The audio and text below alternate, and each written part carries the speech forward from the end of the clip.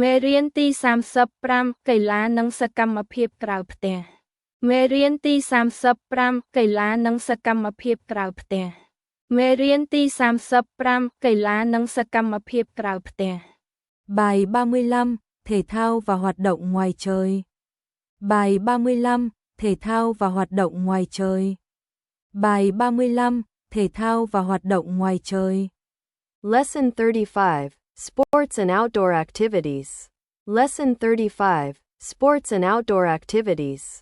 Lesson 35, Sports and Outdoor Activities.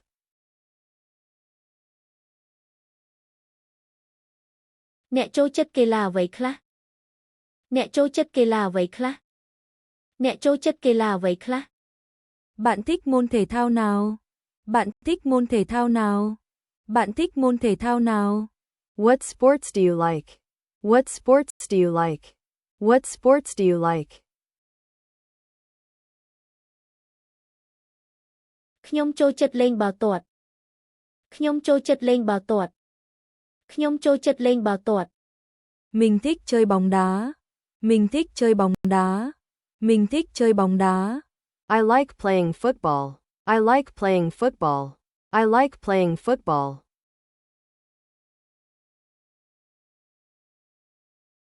តើអ្នកលេងបាល់ទាត់ប៉ុន្មានដងក្នុងមួយសប្តាហ៍តើអ្នកលេងបាល់ទាត់ប៉ុន្មានដងក្នុងមួយសប្តាហ៍តើអ្នកលេងបាល់ទាត់ប៉ុន្មានដងក្នុងមួយសប្តាហ៍ Bạn chơi bóng đá mấy lần trong một tuần? Bạn chơi bóng đá mấy lần trong một tuần? Bạn chơi bóng đá mấy lần trong một tuần? How many times do you play football in a week? How many times do you play football in a week? How many times do you play football in a week?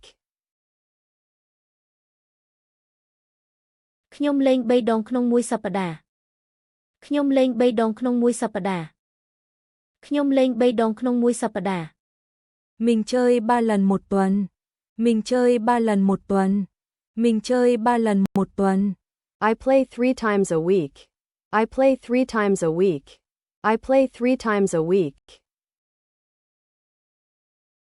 តើអ្នកចូលចិត្តដើរឡើងភ្នំដែរឬទេតើអ្នកចូលចិត្តដើរឡើងភ្នំដែរឬទេតើអ្នកចូលចិត្តដើរឡើងភ្នំដែរឬទេ Bạn có thích leo núi không? Bạn có thích leo núi không? Bạn có thích leo núi không? Do you like hiking? Do you like hiking? Do you like hiking? បាទវាមិនត្រឹមតែសប្បាយប៉ុណ្ណោះទេតែវាក៏ល្អសម្រាប់សុខភាពផងដែរបាទវាមិនត្រឹមតែសប្បាយប៉ុណ្ណោះទេតែវាក៏ល្អសម្រាប់សុខភាពផងដែរបាទវាមិនត្រឹមតែសប្បាយប៉ុណ្ណោះទេតែវាក៏ល្អសម្រាប់សុខភាពផងដែរ Vâng, nó không chỉ vui mà còn tốt cho sức khỏe nữa. Vâng, nó không chỉ vui mà còn tốt cho sức khỏe nữa. Vâng, nó không chỉ vui mà còn tốt cho sức khỏe nữa. Yes, it's not only fun but also good for health. Yes, it's not only fun but also good for health. Yes, it's not only fun but also good for health. យើងអាចធ្វើដំណើរឡើងភ្នំនៅថ្ងៃអាទិត្យបន្ទាប់បានទេយើងអាចធ្វើដំណើរឡើងភ្នំនៅថ្ងៃអាទិត្យបន្ទាប់បានទេយើងអាចធ្វើដំណើរឡើងភ្នំនៅថ្ងៃអាទិត្យបន្ទាប់បានទេ Chúng ta có thể đi leo núi vào chủ nhật tới không? Chúng ta có thể đi leo núi vào chủ nhật tới không? Chúng ta có thể đi leo núi vào chủ nhật tới không? Can we go hiking next Sunday? Can we go hiking next Sunday? Can we go hiking next Sunday?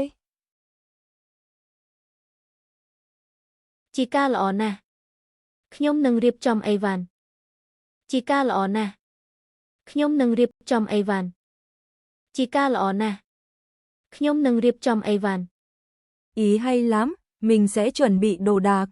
Ý hay lắm, mình sẽ chuẩn bị đồ đạc. Ý hay lắm, mình sẽ chuẩn bị đồ đạc. That's a great idea. I will prepare the gear. That's a great idea. I will prepare the gear. That's a great idea. I will prepare the gear.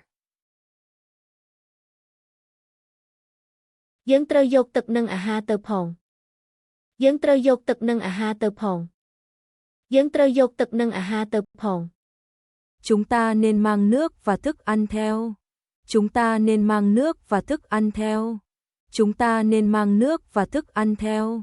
We should bring water and food. We should bring water and food. We should bring water and food. តោះចាប់ផ្ដើមដំណើរកម្សាន្តសប្តាហ៍ក្រោយ តោះចាប់ផ្ដើមដំណើរកម្សាន្តសប្តាហ៍ក្រោយ តោះចាប់ផ្ដើមដំណើរកម្សាន្តសប្តាហ៍ក្រោយ Hãy bắt đầu chuyến du lịch vào tuần tới nào. Hãy bắt đầu chuyến du lịch vào tuần tới nào. Hãy bắt đầu chuyến du lịch vào tuần tới nào. Let's start the trip next week. Let's start the trip next week. Let's start the trip next week.